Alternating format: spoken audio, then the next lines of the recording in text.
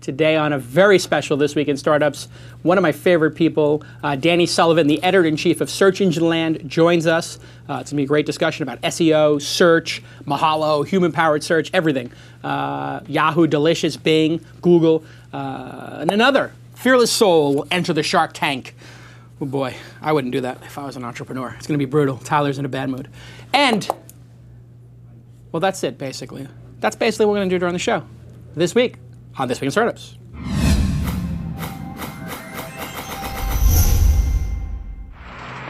That's what it's all about, man. They said money is the root of all evil. What?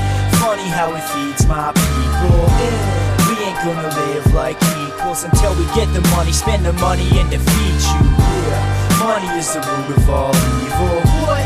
Funny how it feeds my people. Yeah. We ain't gonna live like equals until we get the money, spend the money, and defeat you. Yes, welcome to another This Week in Startups. Boy, we're just cooking with oil. If you would like to win one of these This Week in Startups bags, just tweet thank you to one of the sponsors. There it is. That's the beautiful bag. We're going to give away 2 or 3 of those this week. And we've been giving away 2 or 3 every week. And in it, we put a ticket to the launch conference. So you're going to get the bag, you're going to get the launch conference. Hey, we'll even put a Mahalo mug in there. Just like you see us drinking here every week. Cheers, Tyler. Here's some Mahalo mug. These things hold up, too. What's that? These hold up. We've had these for like 3 or 4 years, and the logo does not. Well, you did a good job yeah. on that, Tyler. Back then, Tyler used to do things like the marketing and the promotion stuff. Now, Tyler just does strategy. Hey, good news. Second Market. Barry's going to be a judge at the launch conference, and they're going to sponsor. Yammer said they're going to sponsor the launch conference. Cool. And Jay from Zokolov is going to sponsor. So like now we got like 5 or 6 sponsors. Conference is doing great. I cannot wait. And I hope you all join us there. Go to launch.is for more information. And because we're doing the launch conference, we've literally had 2 or 3 people reviewing the 500 applications. You know, everybody said, hey, if you don't have that old partner that you had, hey, it's not going to work. The conference, well, you know what? Now we're going to see who was actually providing the value in the conference. Now that we're separate, myself and my ex, we're going to see exactly who actually was bringing the value. But I can tell you somebody who is definitely bringing value. That's GoToMeeting by Citrix, because we are doing literally 20, 30, 40 conferences a day where people are pitching us their startups, and we're using GoToMeeting by Citrix, and it's flawless. Head over to GoToMeeting.com for a free 30-day trial. Use the promo code START, S-T-A-R-T. It's rock solid. It's one low price. Browsers, operating system, you don't have to worry about all that stuff. Plugins, it just works. Yeah. Which is what I love about GoToMeeting. And I am very proud to have them as a sponsor, especially because everybody knows in This Week in Startups, I have to approve, and you have to approve the sponsors. We're not going to talk about it unless we love the product. It's a no-brainer with GoToMeeting because we've been using it for years and years and years.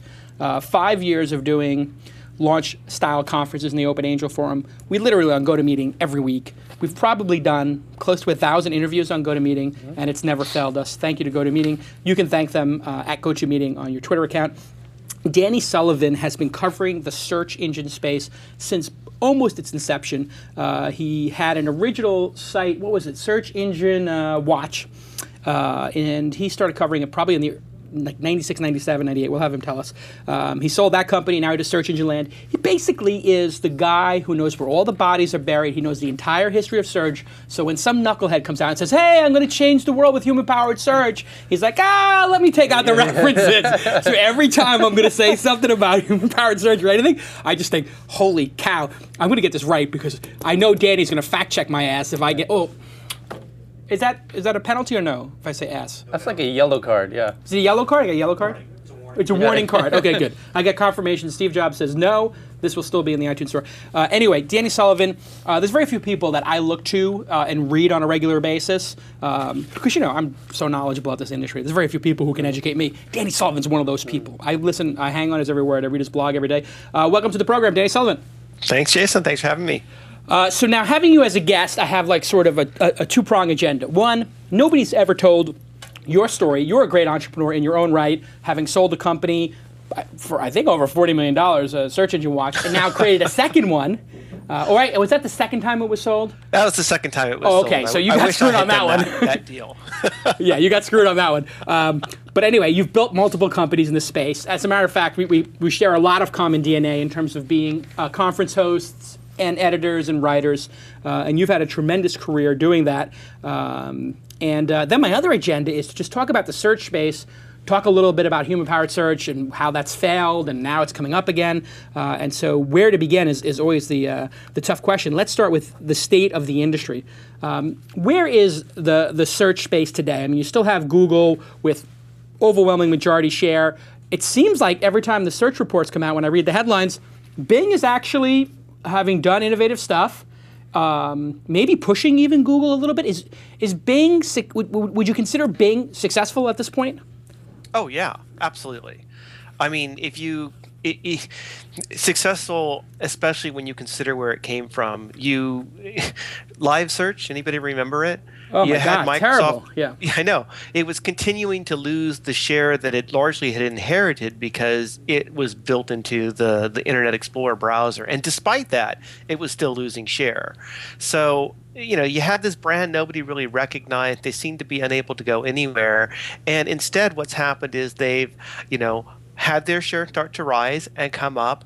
They have people saying things like Bing it. And I mean, it's only a tiny, tiny number of people compared to the people who will say, oh, I Googled this or I Googled that. But I would have never anticipated that you'd have another brand being used in that way, even if they're spending a lot on Gossip Girl to make it happen, and even if it's only a tiny number of the people out on Google, there's some degree of respect that people understand, oh, well, I guess if you Google something, I guess you can Bing something. And they're also like the last player standing in some ways because they decimated Yahoo and basically gutted them out, buying off all their search technology. So they almost win by having been the second to last survivor on the island, I suppose. It's almost a battle of attrition in that way. They're the last person standing. What is the market share breakup right now? Breakdown between, I mean, let's assume Bing and Yahoo are one and versus Google.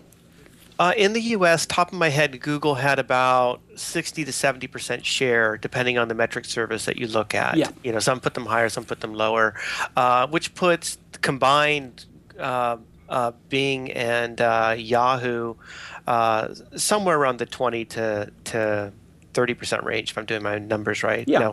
Probably 30. I want to say if they're at 60%, 40, but that seems too high. Yeah. So probably somewhere around the 30% range, maybe a little less. And you have some ancillary people, although you'd have to take somebody like AOL or Ask, and they might very well add another 5% of share over in Google. I think together probably 5, but not building any original technology. When it comes to search now, we basically have two people building new technology. One is Google, one is Microsoft with Bing. And I agree, nobody saw Bing actually producing a quality product with a new brand name. I mean, it was pretty much getting made fun of when people were talking about the possible names for it. Wasn't there another name that was like a Japanese name? Like well, a they had word? used Kumo, which was like their test name that they used internally. And then they came out with Bing, and I mean, I heard Bing, that's crazy. And now, it's one of those things where you kind of, I think, accept it. It's bought on. But, iPad did the same thing, right? Yeah. Everybody was like, iPad, you can't call it an iPad. That's a woman's sanitary napkin or something. Yeah, it makes no sense, right? And then all of a sudden you get used to it when you hear it 1,000 times a week.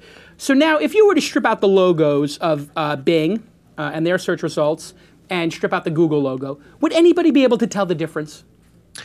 You probably could if you were a really close watcher, but most people probably wouldn't notice the difference. They're both very good search engines. There are people who are successfully using Bing and using that as their primary service. It's good quality. The logos, actually, there's been some studies that when they put a Google logo on the same results from Bing, that people come away thinking it's better almost because just the brand gives it that kind of effect. But they're very similar in quality. Yeah, it seems that parity is there. Now, Google, it seemed like, prior to Bing, was sort of, I would say, in stasis. Like, they weren't really changing their results. They didn't seem to be innovating. Bing comes out, and all of a sudden Google says, hey, we're going to put a background image, which was obviously blatantly ripped off from Bing. They start putting social, more news, more images, more video. It's no longer 10 blue links. Now you look at a Google search result, hey, not to toot my own horn, looks like an early Mahalo search result with sections and comprehensive search, maybe like Naver in Korea. How much of Google's innovation recently and design UI changes do you think can be credited to Bing's entry into the market? Some, but I mean, Google was doing some of this stuff before Bing came along. I mean, Universal Search, when that rolled out in 2007, was a huge change, and they were integrating all sorts of stuff there, and Bing didn't even exist at Bing at that point. They even were bringing in a lot, they were actually kind of reacting in some ways, I think, to Ask. And when they came along with their 3-panel design, well, Bing was kind of copying Ask, which was kind of copying, and Yahoo was doing the same sort of thing. So I really did see them as more that they were following an evolution that was already happening.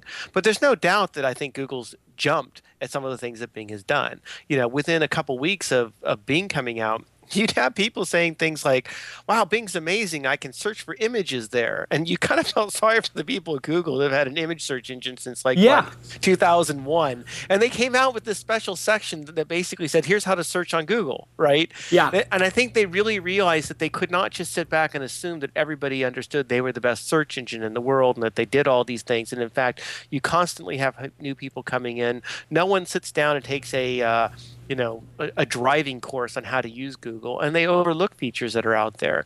And Bing comes along and they get these little things like when they had their recipe search came out, and then like a couple weeks later, Google's like, yeah, we have a improved recipe search. Here it is, and we always had it, sort of, but they're definitely reacting in that regard.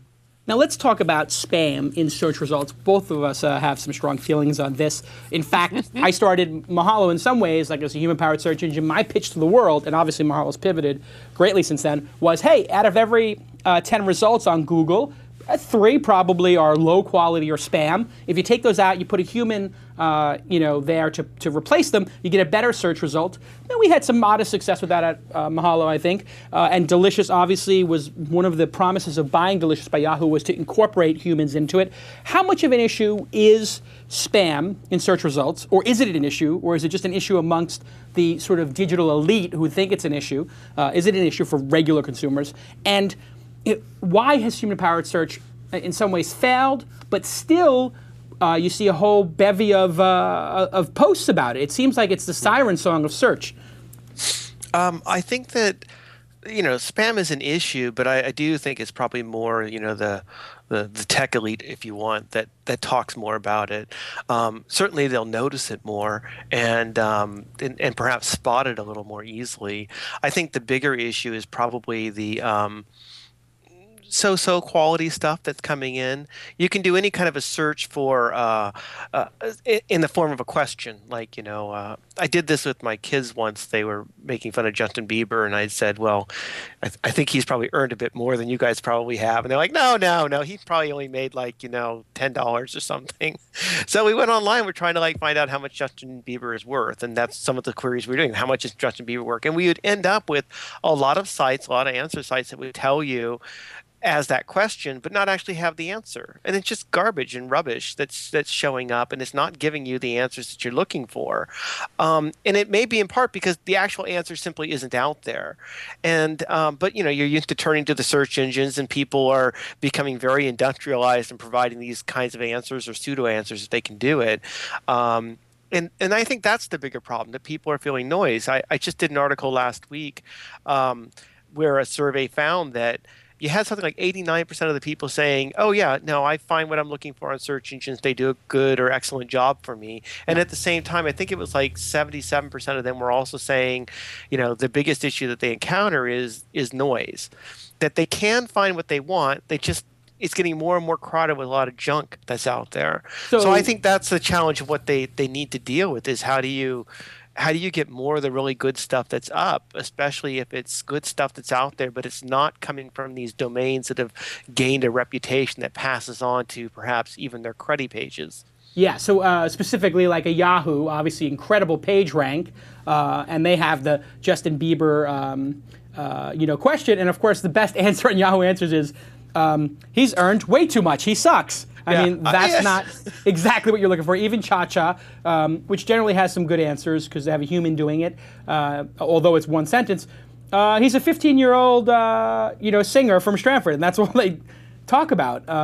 And Answers.com seems to say that he's estimated to be worth over $250,000. Obviously, that's horrible. And those are the top three or four answers on the question. Yeah, I figured he was worth more than $250,000. ThankYouAnswers.com. That was a big help. Yeah. And so this is a problem of too many entrepreneurs making too many pages, maybe the demand media content farm issue. Right.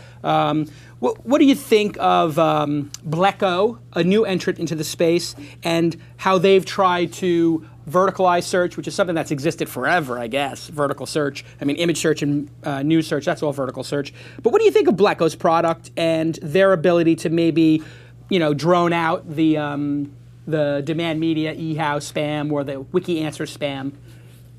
It's interesting. I still need to play with it a lot more to see if in these kinds of cases it really is doing what they say it's supposed to do.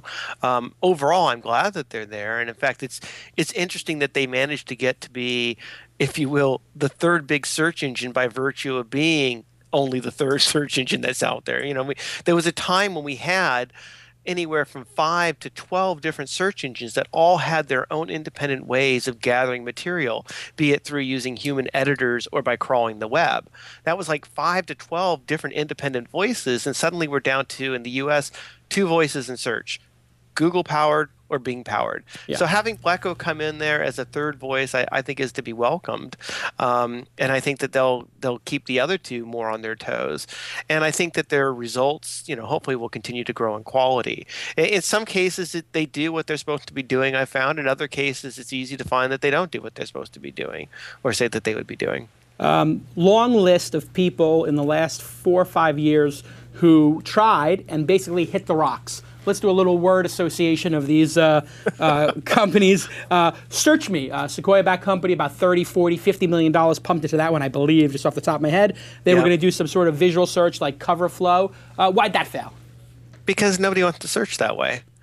Yeah. People make a lot of things like, oh, we've got to have a new way. We need to fly through our results. We need to be more visual with it or whatever. Getting a list of results is actually, in many cases, perfectly fine way of getting your answers. People like new things, but it's like complaining that gosh, television really hasn't evolved because I still sit there and there's still stuff on the screen. When am I going to get something new? You do get these incremental changes, right? We go from black and white to color. We go from color to high definition. Maybe we'll make the leap to a way where we're actually watching 3D or whatever. But it's still a box that hangs on your wall and shows you pictures. It doesn't fundamentally change that dramatically, and I think search is the same, and it doesn't change that way because it tends to work. The telephone hasn't changed that much. For all the talk of we're going to do video calling and everything else, we still, by and large, pick up our phones and talk by voice because it works. An interesting experiment in design, but not one that people want. Tyler, you have a question? The SearchMe, it was just like Apple's CoverFlow. iTunes. Right? Yeah, CoverFlow. That, I think, seemed sort of like a Marcel Marceau on the radio. Insight from Tyler. Well, that's a wonderful insight. Marcel Marceau, who is the famous mime on the radio. Yes. In other words, Marcel Marceau is great. It's amazing. People Let like me him. interpret. Go ahead. That's my part of the job. Yeah, that's sure. my part of the shtick. So Marcel Marceau, incredible in person. Nobody does it better. But on the radio, people like him. It's dead air. Yes. It Right. doesn't translate in that A wonderful, context. wonderful insight, Tyler. Thank you. Wikia Search, a favorite of ours, and the peer-to-peer Grub. What happened there? Jimmy Wales on the cover of Fast Company. He's Google's biggest nightmare. What does he do? About 10, 11, 12 months, and he gives up? What happened there? Well, it's hard. It's hard to go out and crawl the web and put together an algorithmic search engine. The spam stuff that you're fighting alone is going to inundate you. So I think that he started off with the best of intentions and found that it was hard and had plenty of other things apparently to be doing, Plus, I don't know if he felt like there were other players that were still coming in, that Bing was growing, that maybe it was working well enough. But it's just a difficult task. People think you're going to cook up a search engine in your garage. And if you're talking about crawling the web and indexing billions and billions of pages, that ain't going to happen. I mean, what is the footprint you need to do that? Obviously, there's only 3 people doing it in the United States in English right now. You mentioned Google, Bing / Yahoo, and of course, Bleko is actually doing it. We see their spider hit our server. What does it take? Is it $1 million a month? Is it $5 million a month? What do you estimate it takes to actually do a crawl? You know, I don't know. I never tried to sit down and cost estimate it. But Blacko is a good example. And if you look at the kind of funding that they've gotten, and I don't have those figures off the top of my head, but that probably gives you your best estimate of what it takes to come in as a new person, just in terms of the money that you're spending, because they are that new person.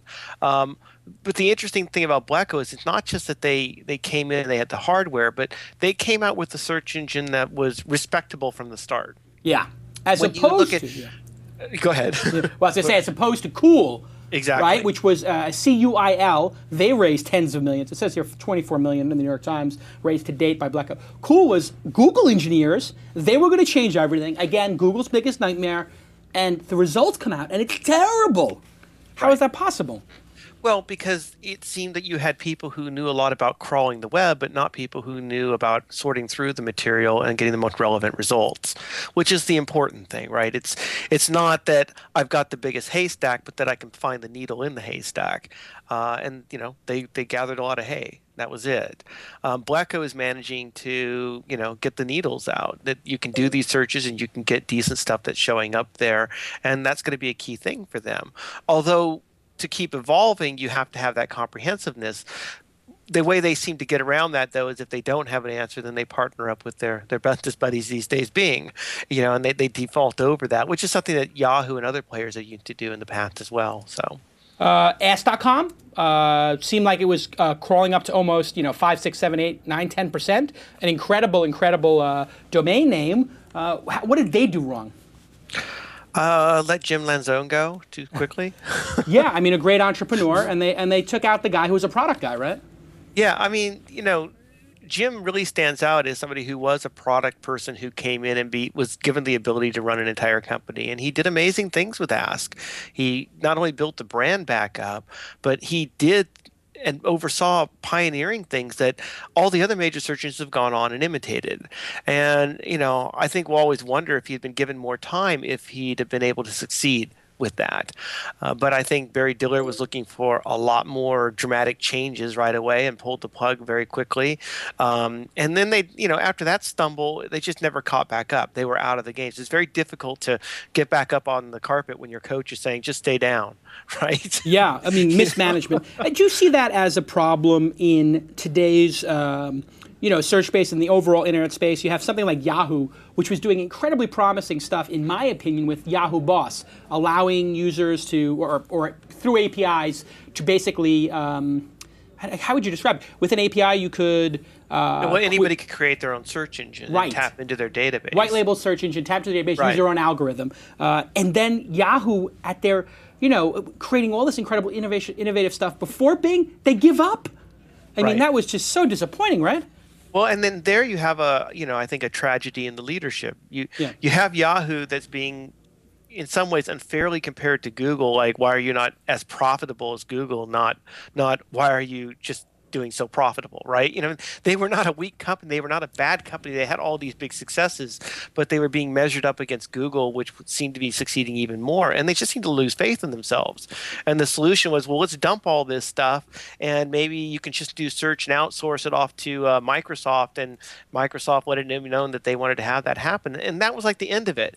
The inventors apparently could never get rid of the idea that they could just give all this stuff off to Microsoft and be as successful. And by the time Bart's got in there, at least kudos to her. She dealt with the issue, right? Okay, we give up. Right. Rather than she put up the white flag. Well done. But they had gone in the space of a year from a deal that was going to be paying them, I think it was going to be like $1 billion and worth billions over time. They were actually going to get paid for their technology to a deal which was, you give up your technology and we'll let you keep 85% of what you sell, or something like that. Yeah. If we're feeling good about it with yeah. you. And we're still waiting to see whether or not they're going to deliver on this. We can build an interface that it doesn't matter who powers us. It's just an Intel Inside type of chip. That's never convinced me. I don't think they'll be successful with it. I think they're going to go the same route as, say, Lycos and any other portal went, that if you give up your technology, you lose the search traffic.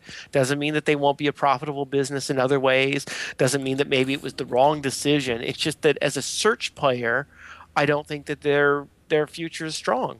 It's basically over. They're going to ride that search traffic down. It becomes like MySpace with a search box. You get some sort of residual effect. All right, let's get into human-powered search. Obviously, I thought that was a big space.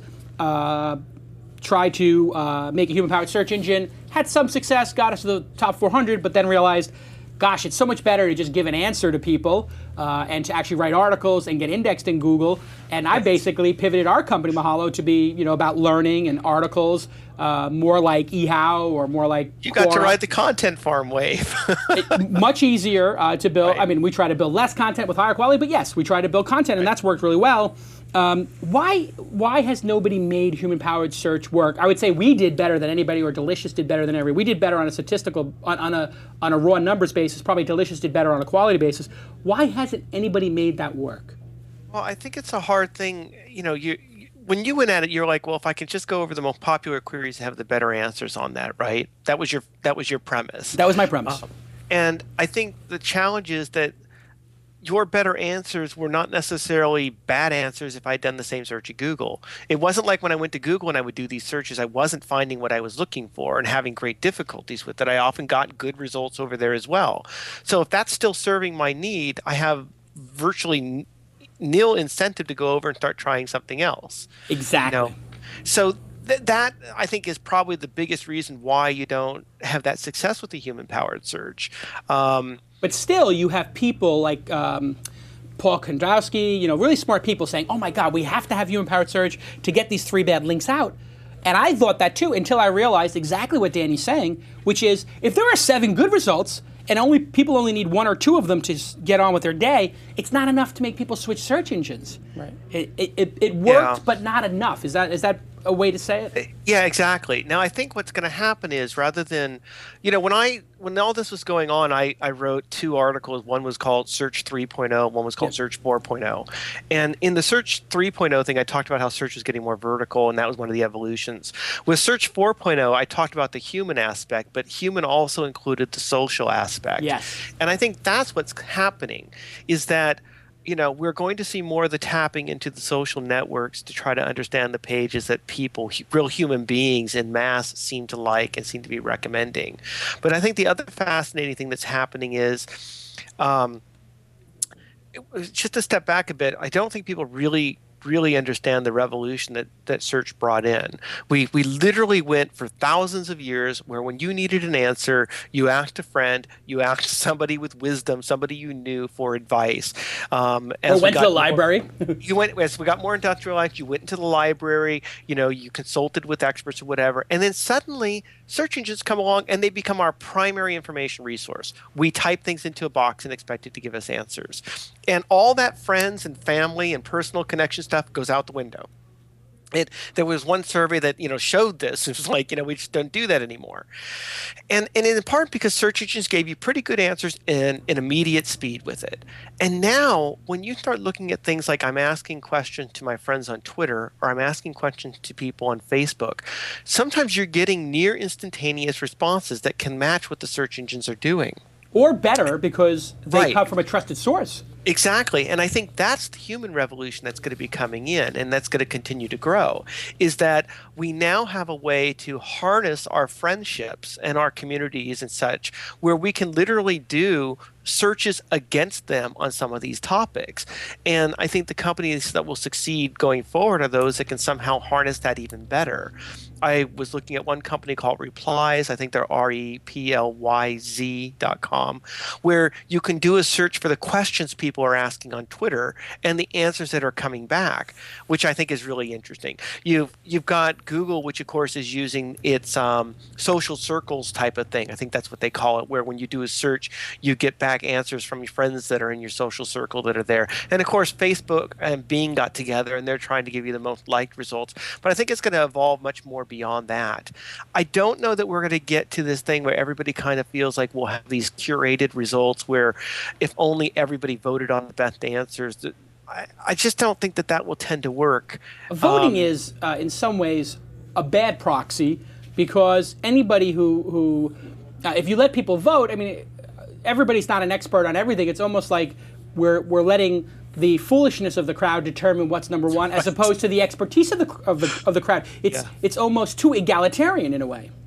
Right, and of course it can also be game too. So Game to all there's hell. still so there's still a lot of evolution that has to go on there. Plus, people don't, I think, always want to be social. I always joke that when a pipe is broken and there's water gushing down in your house, you're not going, oh, you know what? I want to go through and do a search for plumbers and start rating the results and ranking them or whatever. Yeah. I just want to do a search and get an answer right then and there.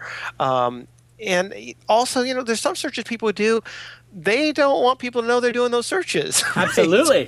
So they're Like not the gonna be AOL that- searches for "Kill My Wife" that were released. Exactly. Those were Like genius. that or something. That's not going to go over so well. No, not go over well at all. Let's talk about you as an entrepreneur. But before we do that, I want to talk about SendGrid. SendGrid, they're the industry leader in sending transactional emails. You guys know what transactional emails are. Those are the automatically generated emails that your web application sends to users. Things like password reset, purchase receipts, shipping notifications, friend follower requests, all that stuff that's essential to get people to use your website. And SendGrid makes that seamless. You don't have to screw around. I mean, if you've got like a startup with 2, 3, 4, 5, 6, 7, 8, 9, 10 people, you can't be screwing around trying to figure out how to make sure you get 100% delivery of these very important emails in a very quick, timely manner. But that's what SendGrid does all day long. And they've got the dozen of employees focused on just that one issue. You've told me you've got this set up on your stealth startup in what? How long did it take to get integrated? No time. No time. No time defined as? It's one of those things where it feels almost magical. So In a easy. way. Yeah. So easy A to lot set of up. power. No. So easy. So Were they a simple. Techstars company? Is that where they came out of? I think they were a Techstars company. No. Because I remember that, I think David Was Cohen it? from Techstars told me about them. Anyway, great company, and we're using them here at Mahalo.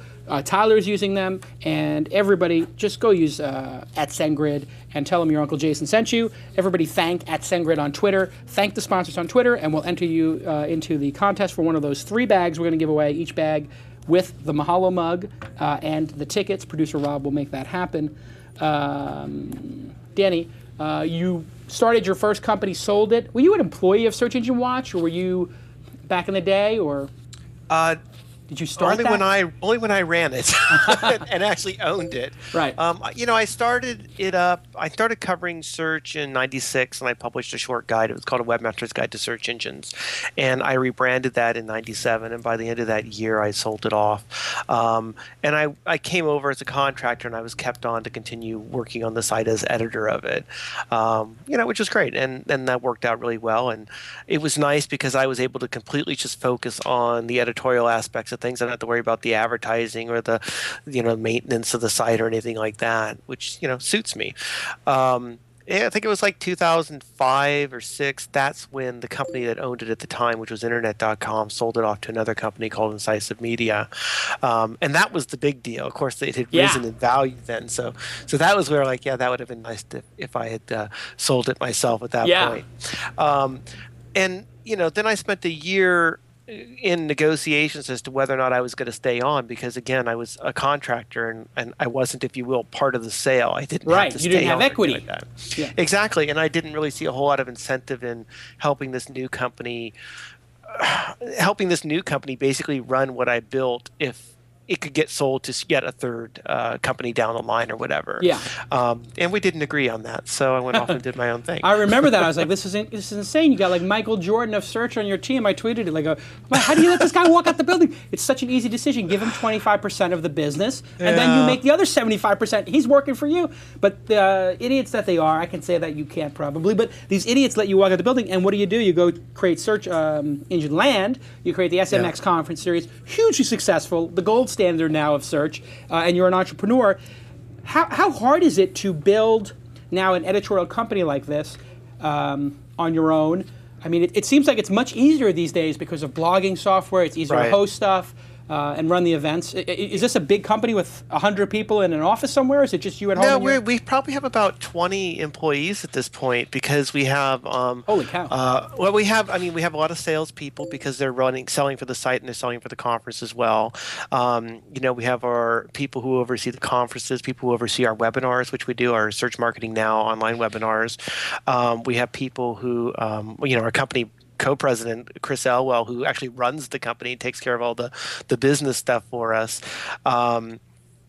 And then, and of course, we have Search Engine Land itself, where we have editors and part-time editors that are there.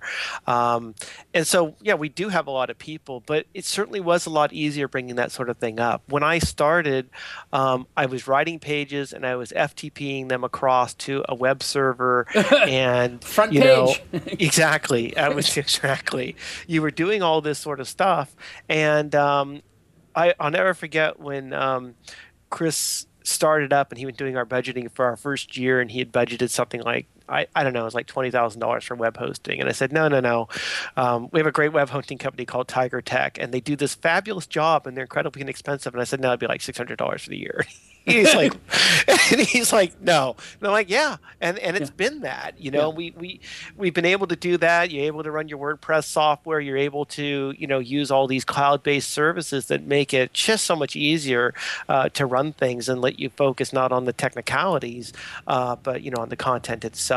It is an which has been great. amazing change that occurred between Web 1.0, where if you were a journalist like O'Malley or Peter Rojas or yourself, you know, the best thing you could do was work for Red Herring or Upside or Industry Standard. Now, if you're a great writer, you could just start your own business and have 20 people working for you. I'm not saying it's easy, but you do see No. example after example of people building $1 million business, $2 million business. Leo Laporte, $5 million business when Tech TV couldn't even get it going. Right. It's really a new era for publishing. Well, and for me especially, I mean, the reason I started doing all this, I mean, I'd been a journalist with newspapers, and I left, I think it was in '95, to go do web development because I wanted to be involved with the web. And our web development company didn't do that well, and the guy I was partnered up with he was going to concentrate on software, so that whole thing was folded. So then I was kind of out on my own, and I was freelancing articles on search, and I would talk to these magazines, and they'd want an article a year, and I'm like, this is more important than that. This is, you know, this is a big deal. There are people coming into this space. People are using them all the time. So I just ended up doing it on my own, and then it turned into this kind of career. And that happens, you know, as you say, for lots and lots of people. And I think the good news is, like, even easier for people with talent or interest or passion to continue to build their own things. The hard thing is, you know, making a living if you want to go between just doing it on your own to having more people. If you're doing it on your own, your costs are low, you're not having to bring in other people, maybe you're selling all the advertising yourself. When you start bringing on a staff of people, then, you know, if you're trying to make that all happen just off of AdSense, good luck, right? Yeah, that means basically you've got a team, you've got payroll, you got rent perhaps, Right. You've got fixed costs to hit every month, and now it goes to becoming a job again, but hopefully one that you can really enjoy because you get to Sure. pick what you do. The quality of your work, Danny, is second to none. Like I said, very few people I look at and say, hey, this is somebody I can learn from. I read your stuff every day, and I really appreciate you being on the program. Continued success, and if people want to read Danny on a regular basis, it's just searchengineland.com. And I highly recommend the SMX conference series that he throws. What are the other conferences you're doing these days? Well, our next show is March 8th through the 10th. That'll be up in San Jose. That's our SMX West show, which is our big 3-day event. All sorts of things about search marketing. We run one on the East Coast that happens in September. That's called SMX East. And then in June, we run our SMX Advanced event, which is designed for the advanced search marketer that's trying to do something a little bit different than your typical serves all players type of search marketing conference. And then we have additional events in various countries around the world. We have some that are in Australia, I'm looking at this, France, and London. And we work with partners that are good partners in different countries and bring our brand into other places, but then also have local people that are running them there. Right, so you take your agenda, all the learnings you guys have, find a great partner of the search engine optimization company or something, or a journalist, and run it. Look at all these places, Toronto, Right. London, Paris, Stockholm. I really can tell you, I mean, and the events are generally pretty affordable, $1,000, $2,000 less. Yeah, it's like 13 to 15, depending on what you're going. Yeah. And you'll have a good experience at them, too. One of the things that we do is, it's like we want to serve people actual decent lunches, not box lunches. Right. Provide the Wi-Fi. We guarantee the events also. If you're not happy, you can, go to an additional one after that. I think we're the only ones in the space that do that. Yeah. And no one takes us up on it. It's like maybe one or two people a year.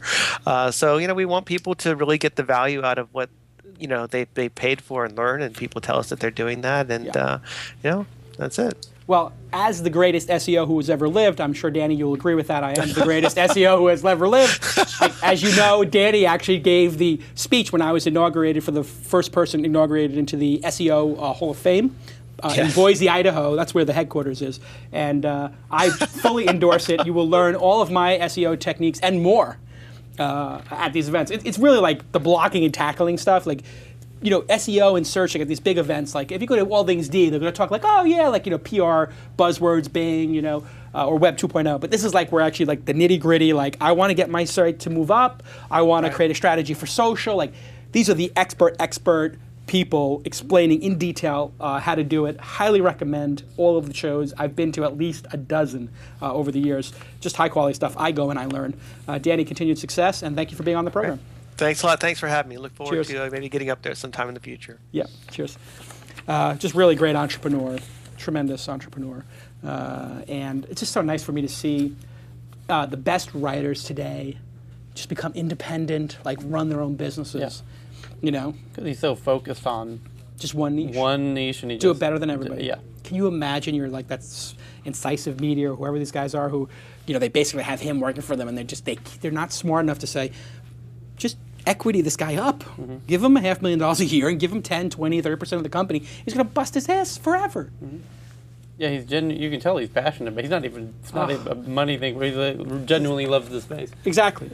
And also respected. Like Matt Cutts reads his stuff at Google, Marissa, Larry and Sergey, the Microsoft people. Because he has the 50,000-foot view on the whole space. And has for 2 decades. Anyway, just really great to have him on the program. And boy, does he just break it down really quick. That was a like half-hour primer on where search is and what happened in the space over the last 10 years. Really great. Let's do a Shark Tank. I need money. That's what I want. That's what I want. What I want. That's what I want. Okay. We are back with a Shark Tank. Who do I have on the line? Davide. Say one more time. Your name? Davide. Davide. Yeah, Not David, but Davide. Yep. Davide, where are you calling from? Miami. Miami. Yep. Oh, I love Miami. Very nice. Miami Heat on the 4 or 5 game losing streak right now. Yes, very painful. But one of my guys play for your team, Gallinari. Ah, yes, Gallinari. We call him the Rooster. Yep. He's the Rooster. Gallo. And as they said when they were talking about trading him, get your hands off our cock. That's what all the Knicks fans were saying. Do not touch the Rooster. He's a great Keep player. your hands off our cock. They were making T-shirts to wear at Madison Square Garden with the Rooster because he has a hair that goes like this. Yeah. So he spikes his hair up. Gallinari. Yeah. So they call him the Rooster. They call him the cock. He's awesome. Great player. So you know the rules. You have 60 seconds. Go. I have my pitch ready, but then I thought, I'm just going to show you the product. If you can go to mysyncpad.com/twist, I'm going to show you right now. Okay. Tell me when you're there. My SYNCPAD .com/twist. /twist. We have our application is an iPad whiteboard, and the way it works, a lot of people right now have this application, but they work only on the local network. Okay, we don't think it's very smart, so we create a SYNCPad that actually works anywhere in the world using the internet, and a lot of people loves it. We have actually contacts with a big international banks. They want to pilot our enterprise version of it, as well as schools and law enforcement. Okay. Keep going. Since we started a little bit late, is there anything else you wanted to add? Yes, that's the way we're going to monetize the product, is having a white label version for internal use in this enterprise, and they love it. They're really excited. They want to use it. They're buying thousands of iPads for internal use, so they want a way to communicate inside the company from anywhere. What happens is I launch your iPad application like a whiteboard. I draw on it, and other people can see it on the actual whiteboard. Is it or on a projector? How does that work? The way it works, we have basically application for the iPad. Uh-huh. The paid version. Right now, we have the consumer version in the store, and the iPad version is a read and write. Then we also have a read-only iPad version and a read-only browser version. But we're gonna move in towards a subscription model for the consumer one, where we're gonna enable also the browser to read and write. So if I am writing on my iPad, other people can see it on their iPad. Correct, in real time. Fascinating. From anywhere. You can do it on 3G, you can do it on Wi-Fi. As far as you're online, for us it's good. Okay, so your pitch generally was lacking maybe a 6 or so on the pitch, but on the product, I think it's an 8 or 9. It's a product I would use. I love the idea.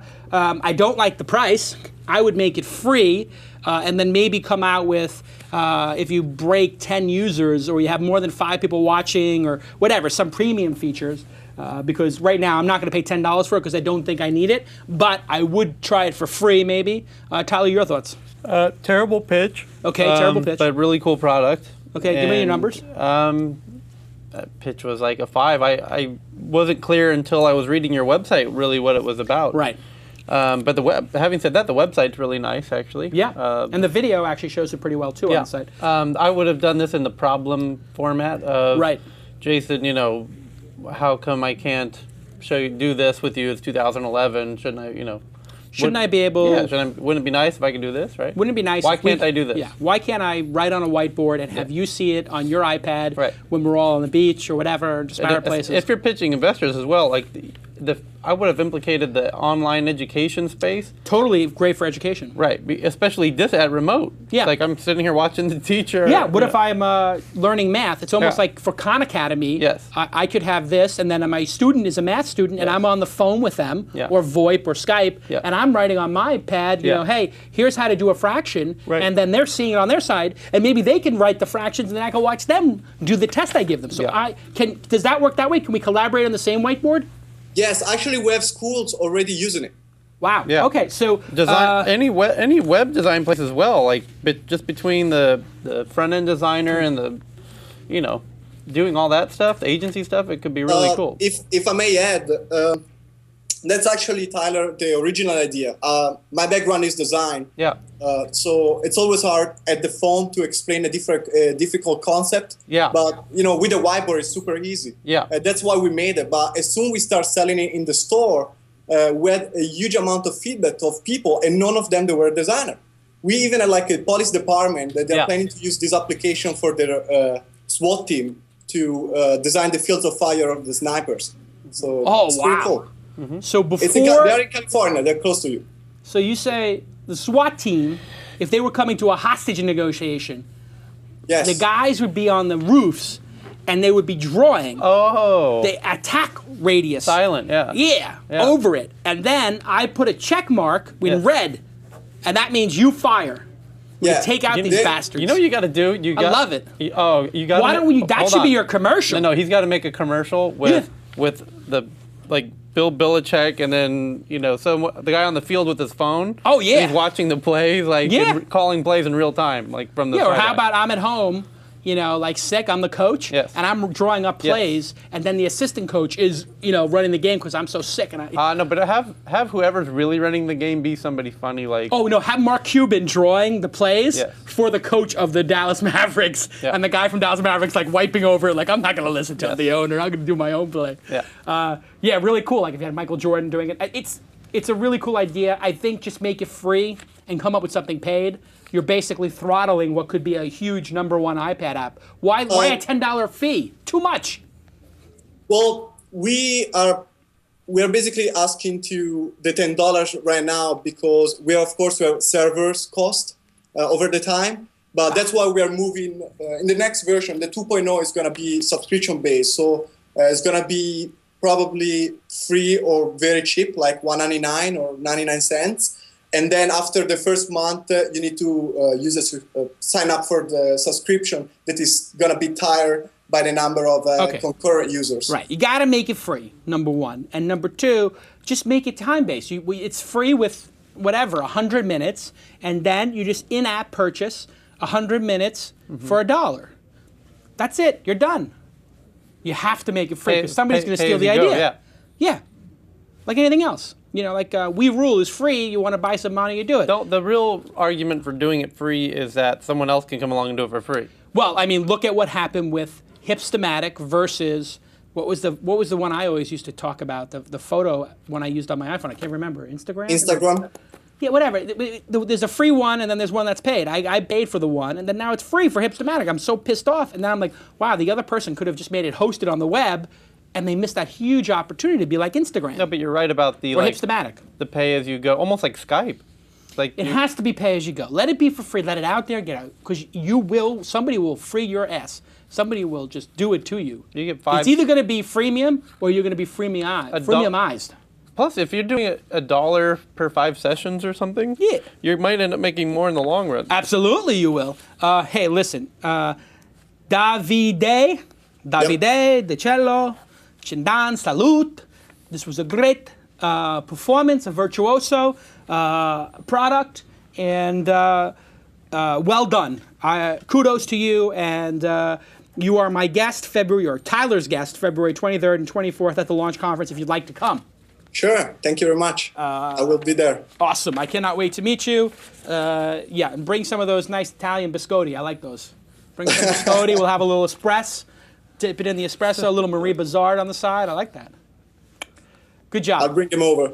Okay. Great job. Great job. Tyler, great to have an insight from you and great feedback. Appreciate that. Like Marceau on the radio. That could be one of your better ones. Like Marcel Marceau on the radio. Yes. It rhymes. Yes. Like Marcel Marceau on the radio.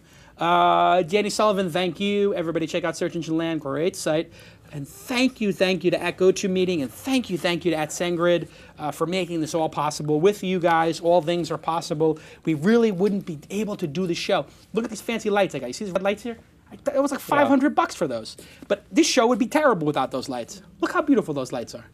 It's like Optimus Prime back there. It's Optimus Prime. The thing's about to take my head off. I feel like it's about to transform. Anyway, great show. Good job. And thanks to the tech team, the Will and everybody over there, Ken, the other guys, I don't know their names. I generally try not to remember anybody's name until month 4 or 5. Yeah. Because I don't know if they're going to be here. Right. You don't want to. I can't make that investment of remembering somebody's name. Right. But I do remember Will. Will's doing a great job. Ken's doing a great job. Producer Rob. I'm even remembering his name now 2 months into the job because, man, he's getting great guests, and he's on it. We'll see you next. There's some good guests coming up. I mean, it's unbelievable. It's like winner after winner, booked out for 2 months, the show. It's great. We'll see you next time on This Week in Startups. That's what it's all about, man. They said money is the root of all evil. What? Funny how it feeds my people. Yeah. We ain't gonna live like equals until we get the money, spend the money, and defeat you. Yeah. Money is the root of all evil. What? Funny how it feeds my people. Yeah. We ain't gonna live like equals until we get the money, spend the money, and defeat you.